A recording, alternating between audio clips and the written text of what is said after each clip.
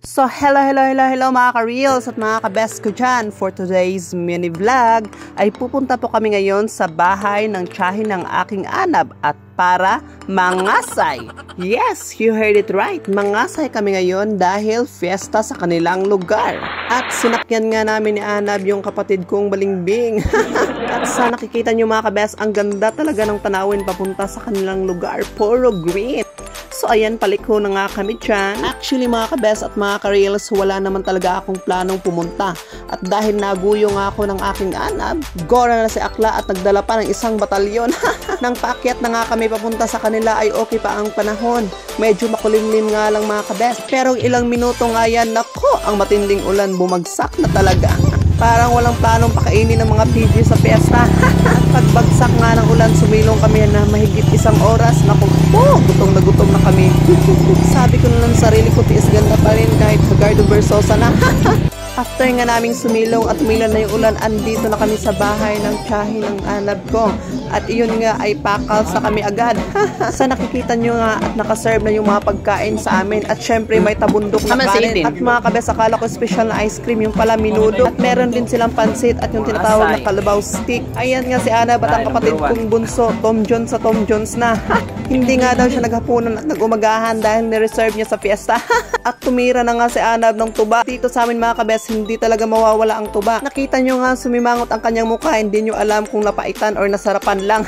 At eto nga si ating Marilo na dito lang po kami nagkakilala. At syempre, tagay ko na. At nakiasay nga rin ng isang tiyahin ni Anab. Si Tia Badjuk na kahapon pa andito para daw tumulong siya sa pagluluto at syempre para makatagay-tagay na rin. Pala talaga paglaking tanggera, ang hilig-hilig tubungga. At yan na nga ay bumuhos na naman ang malakas na ulan. Pero yung mga bisita ayaw paawat sa pagdating. Okay nga lang daw mabasa sila sa ulan basta makahabhab lang ng todo. Ganito talaga kami dito sa probinsya mga karir. Pero mga fiesta-fiesta ayaw talaga papahuli sa listahan. Kahit sa ang dako nga ay dinadayo pa ng iba para lang makapamista. Kahit umulan man o umaraw, ang sabi nga nila tuloy pa rin ang show. Speaking of tuloy pa rin ang show, tuloy pa rin ang kantahan. At ayan na nga si ate na dito yung may hawak ng mikropono. Hindi niya nga alintana ang sobrang lakas ng ulan, basta tuloy pa rin ang show. May backup dancer pa siya na taga-ayuda ng saya. At tumating na nga si Tia Badjuk para makiback up na rin ang kanta. Sa point ka na ito mga kabes, sobrang lakas na ng ulan. Feeling ko magsisignal number 10 na dito.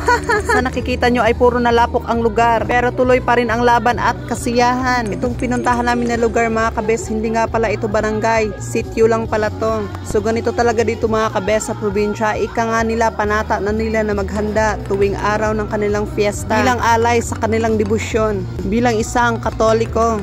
Dito ay naghahanda sila ng iba't ibang klase ng karne. At eto nga si Kuyang Makulit at lasing na. Shout out nga pala sa kanya dahil siya yung sponsor namin sa isang case ng beer. Pero paglapag sa mesa, na missing kaagad yung tatlo. Tinanong ko nga siya kung kaya pa niyang uminom pero sabi niya give up na daw siya.